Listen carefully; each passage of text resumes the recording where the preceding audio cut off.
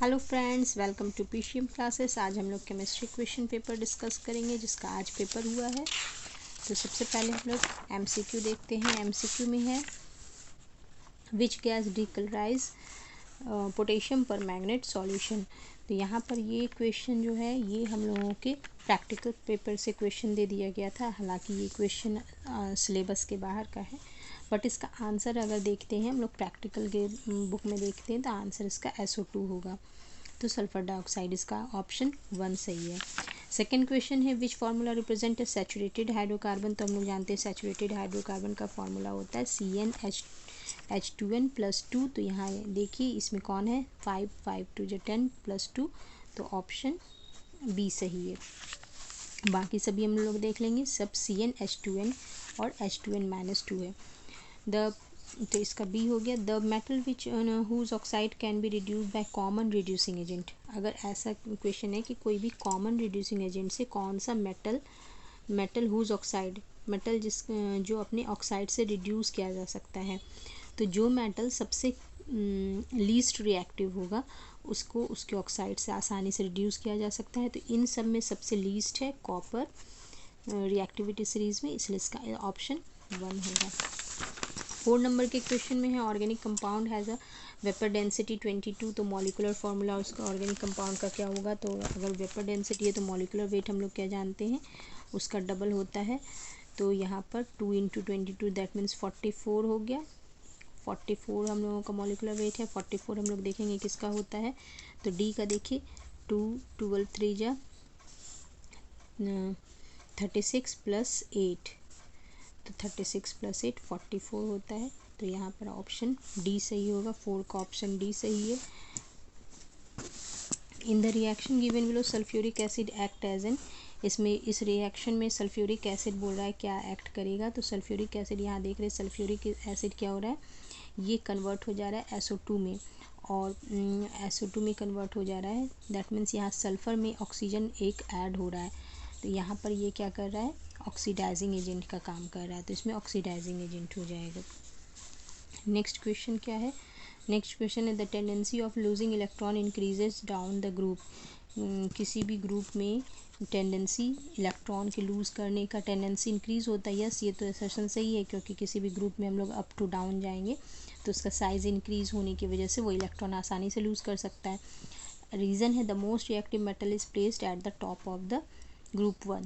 तो ये भी सही है, नहीं ये रॉन्ग हो गया, क्योंकि मोस्ट रिएक्टिव मेटल तो ग्रुप के एंड में होगा ना, ग्रुप के सबसे बॉटम में होगा।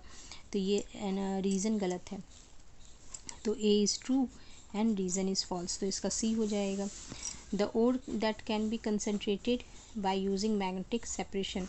बोला कि इसमें से कौन सा और मैग्नेटिक सेपरेशन से सेपरेट किया जा सकता है। तो वैसे और को ही सेपरेट किया जा सकता है जिसमें कि मैग्नेटिक प्रॉपर्टी हो, और यहाँ मैग्नेट का जो ओर है वो है हेमेटाइट। तो यहाँ ऑप्शन बी हो जाएगा। 7 का ऑप्शन बी होगा। नेक्स्ट है फिर इसमें देखिए द गिवन डायग्राम। इस डायग्राम में क्या है, हम लोगों को 2 कोवलेंट मॉलिक्यूल दिया हुआ है AB2, 2 एलिमेंट के बीच बन रहा है AnB2, ठीक है। तो बोल रहा है कौन सा ऑप्शन इसके इलेक्ट्रॉनिक कन्फिग्रेशन को दिखा रहा है पहले, कंबाइन करने के पहले। तो ए का अगर हम लोग कन्फिग्रेशन में देखें, यहाँ 2 इलेक्ट्रॉन है, 2 है, और यहाँ 2 है, 2 2 4 हो गया, 2 6 हो गया, इधर 6 है, तो 2 6 हो गया। तो ए का 2 6 इसमें, इसी में ए का 2 6 है। बाकी का तो हमको देखने का जरूरत नहीं, लेकिन फिर भी हम लोग देख लेते हैं।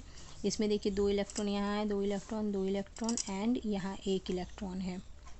तो ये हो गया 2 2 4 2 6 1 7।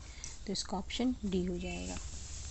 इसमें बोला है which of the following option has all the compound which are member of the same homologous series. तो इसमें देखिए ये मीथेन है, ये इथेन है, ये प्रोपेन है, तो ये तीनों सेम एल्केन के होमोलोगस सीरीज के हैं। तो इसका ऑप्शन ए हो जाएगा।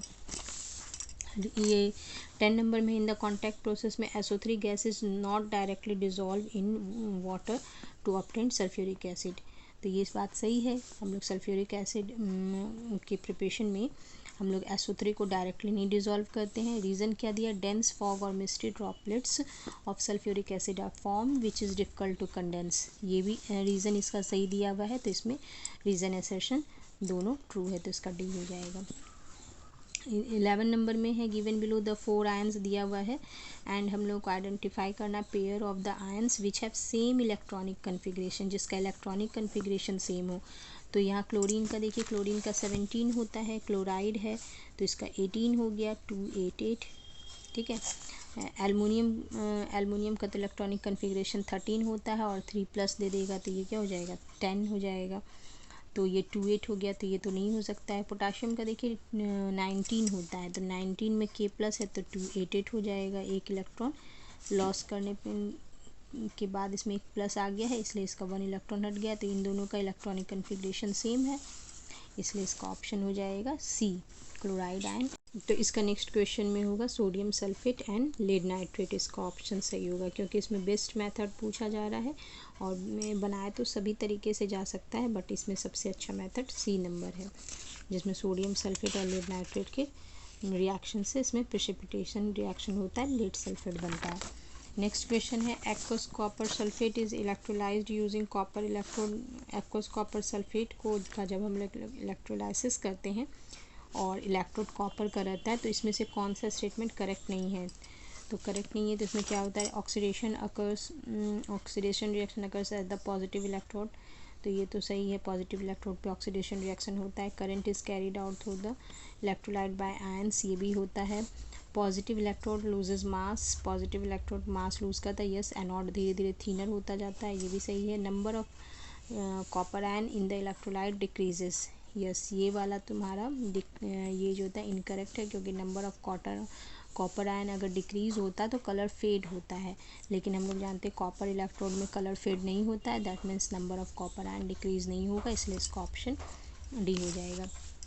इसमें बोल रहा है X Y Z are the 3 metallic ion in the successive order belonging to the same group such that atomic radii X is the smallest, मतलब ये तीनों एक ही ग्रुप के हैं और एक्स इसमें सबसे स्मॉलेस्ट है, दैट मीन्स कि सबसे एक ही ग्रुप में है तो एक्स के बाद वाई है, वाई के बाद जेड है, इस तरह से तो सबसे लार्जेस्ट साइज़ का क्या हो जाएगा जेड होगा। अब बोला जा रहा है which of the 3 atoms in the best reducing agent, तो अच्छा रिड्यूसिंग एजेंट या बेस्ट रिड्यूसिंग एजेंट वो होता है जो आसानी से इलेक्ट्रॉन लॉस कर सकता है, क्योंकि रिड्यूसिंग एजेंट ऑक्सीडेशन में हेल्प करता है, रिडक्शन में हेल्प करता है एंड रिडक्शन होता है गेन ऑफ इलेक्ट्रॉन, इसलिए reducing agent loss of electron करता है। तो यहाँ पर सबसे ज़्यादा जिसका साइज होगा मतलब जो ग्रेटर साइज का होगा वो होगा, तो जेड आंसर होगा सी। इसमें देखिए मीथेन का बोला जा रहा है 40 centimetre cube of methane is reacted with 60 centimetre cube of oxygen. तो इस रिएक्शन में अगर देखा जाए तो हम लोग देख रहे हैं हम लोग को ऑक्सीजन 60 दिया हुआ है और हम लोग को 1 मोल के लिए 2 मोल ऑक्सीजन चाहिए, तो अगर 60 ऑक्सीजन चाहिए तो मीथेन कितना लगेगा उसका जस्ट हाफ, दैट मीन्स 30, तो 30 लगेगा और 60 लगेगा तो लेकिन मीथेन तो 40 दिया हुआ है, दैट मीन्स 10 सेंटीमीटर यहाँ पर मीथेन का जो होता है 10 सेंटीमीटर क्यूब बच जाएगा। और प्रोडक्ट में हम लोगों का जो 1 मोल से 1 मोल कार्बन डाइऑक्साइड बन रहा है, तो 1 मोल से 1 मोल कार्बन डाइऑक्साइड बन रहा है, दैट मीन्स 30 यूज़ किए थे तो कार्बन डाइऑक्साइड जो बन रहा है वो 30 हो गया। तो टोटल वॉल्यूम जो होता है ना resulting what is the total volume of the gases remaining at the end of the reaction, वो इन दोनों का सम हो जाएगा 40, तो इसका आंसर 40 सेंटीमीटर क्यूब हो जाएगा। तो इस तरह से हम लोगों का ये सारा क्वेश्चन कंप्लीट हो गया। अब नेक्स्ट में हम लोग नेक्स्ट वीडियो में देखेंगे इसके आगे का क्वेश्चन नंबर 2 से। Till then bye.